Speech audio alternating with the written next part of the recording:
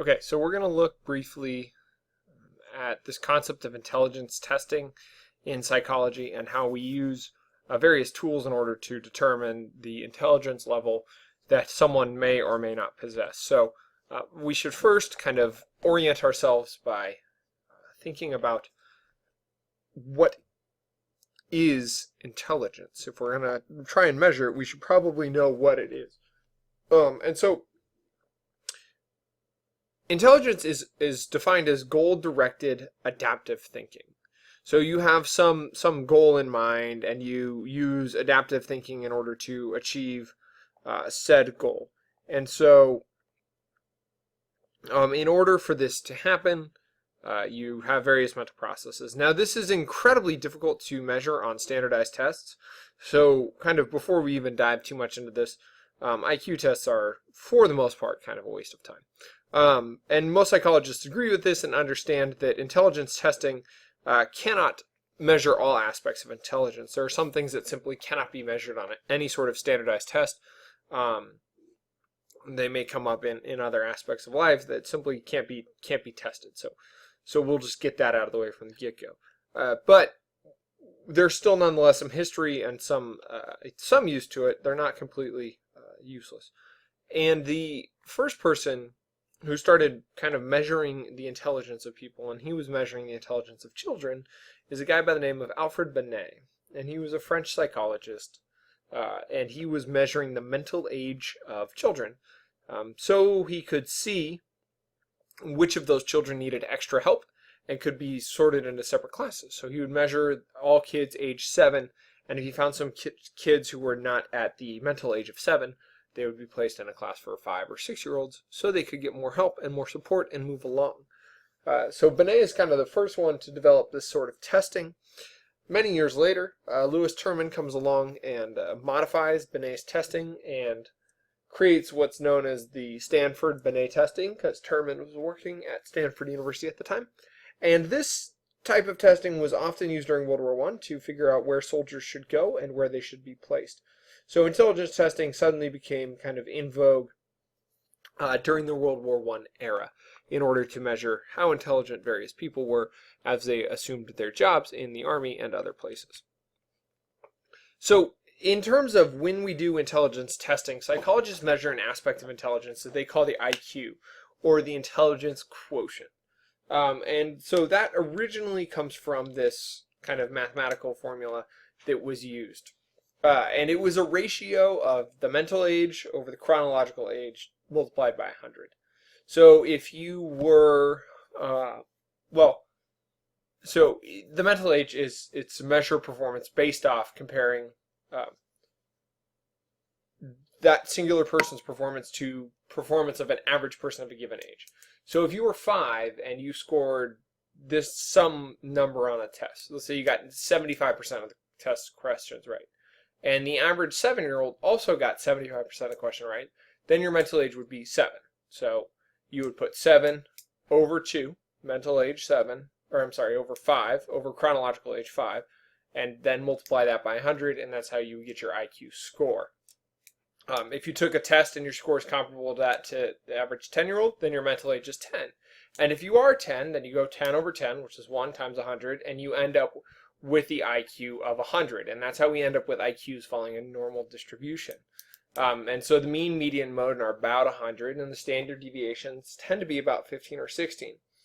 And so this ratio would be set up in order to determine how intelligent you truly were and whether or not you were higher or lower than other people your age, or whether your mental age was completely different from your chronological age, which is how old you actually are. And so this was originally how it's done. IQs are no longer scored using this ratio system. There's different ways now, but that's originally how it was done.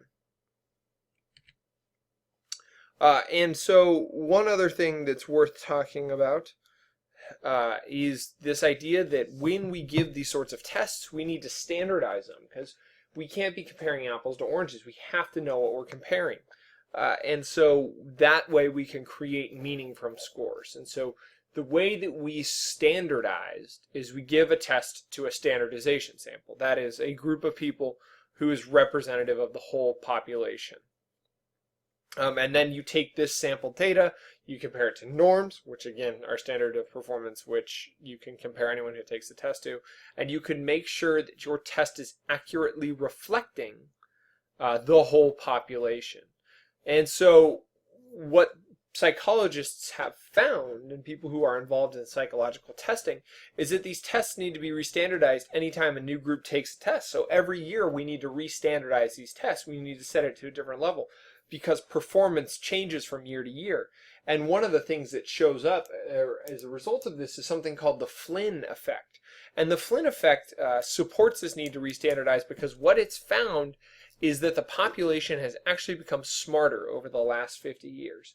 So that could be as a result of real rapid evolution, though that's unlikely, but it's more likely due to kind of better understanding of the process of acquisition of knowledge and the whole process of learning. So what we see is that an IQ of 100 in 2016 is significantly different than the IQ of 100 in 1956, right? Because the population now is generally significantly smarter than it was back then. Things have just changed drastically over these last 50 years. So that's how we standardize and norm test. We have to re-standardize and re-norm test all the time. And you see this with any standardized test that's given. The SAT, the ACT, AP tests, those are re-standardized every year. Anytime there's a new group taking the test, they are re-standardized. When you are taking a test, there are two things you're really concerned about, or creating a test or giving a test, and that is reliability and validity. And so reliability is the idea of how consistent a test is in the measurements that it provides. So basically, if you gave an individual a test 2 separate times, would they get a similar score? Is your test reliable? Are you getting the same results? If we run essentially the same experiment multiple times, are the results the same, or are they different? And that's important to know. One way that reliability is assessed is through the test-retest process, where participants are given a test, and then later they're given the same test again. And generally you wait until after they've forgotten the specific items from that test, so you may want to wait a week, maybe a little bit longer. Some things naturally will go to their long-term memory, but not everything. And so then what you can do is you can compare the two sets of data, and you can create a correlation coefficient. And if your test is perfectly reliable, you have a reliability coefficient of 1. That is, the scores are the same.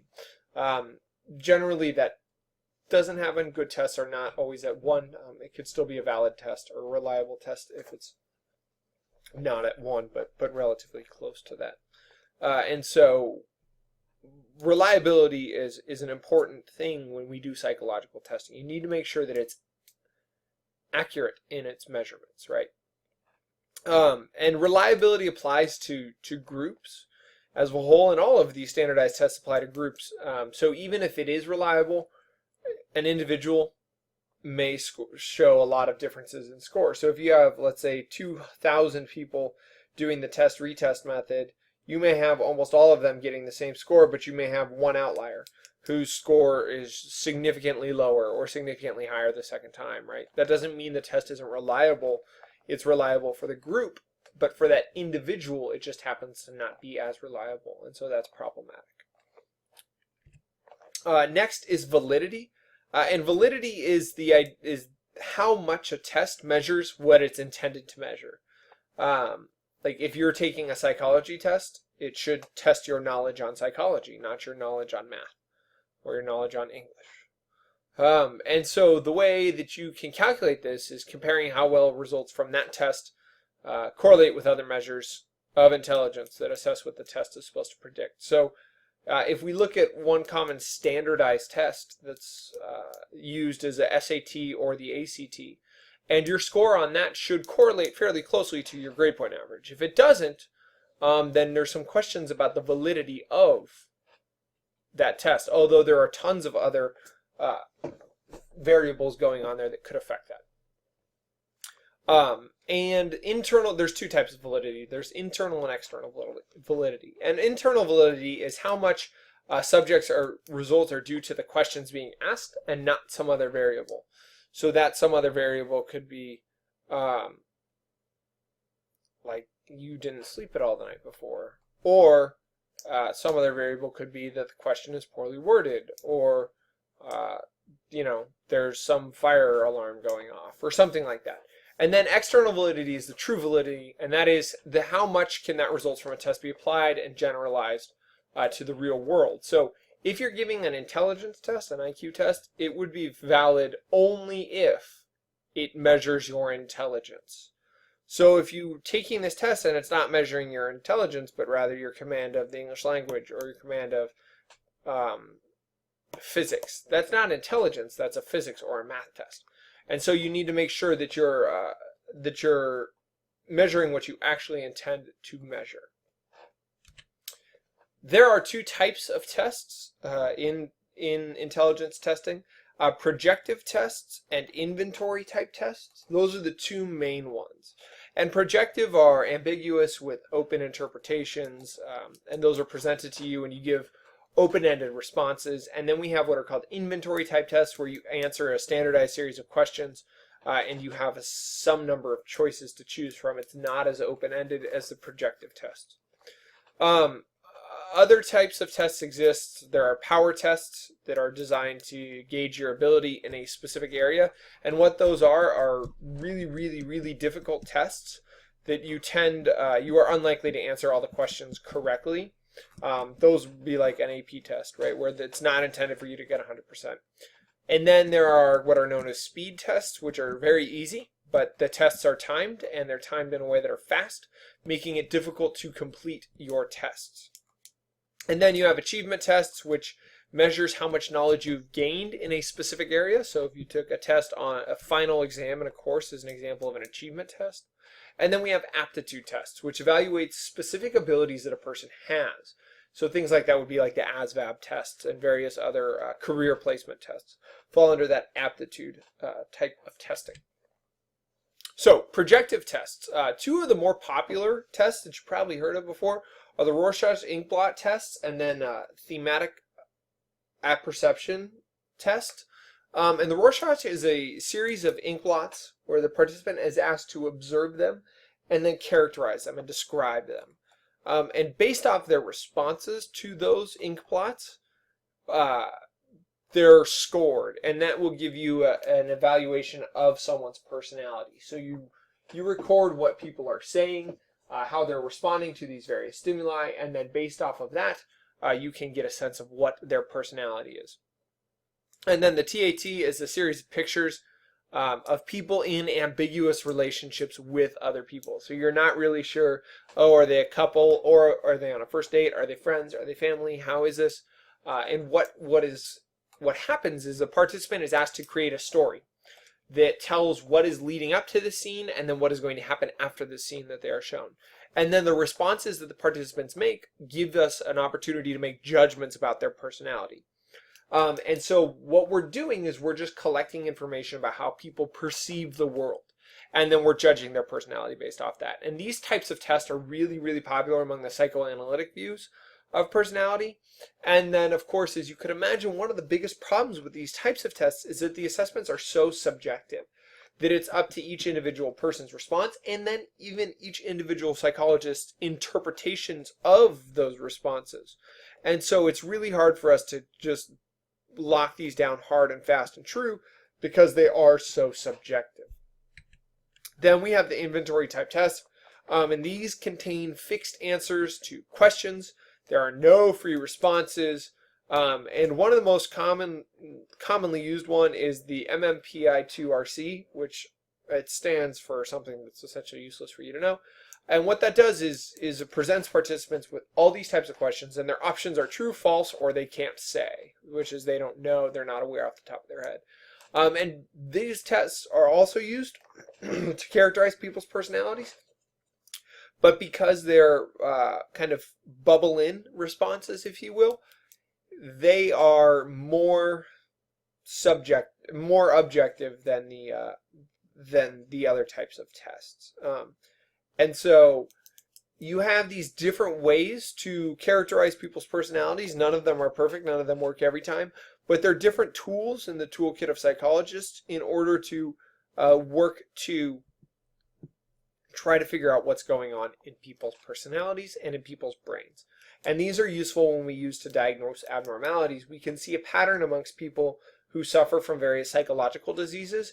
They tend to answer these inventory type tests in the same way. And so by being able to get answers from people, we're better able to see if they may have abnormalities that then we can deal with or treat. So that's just kind of a brief overview into these types of testings and what that might look like in psychology.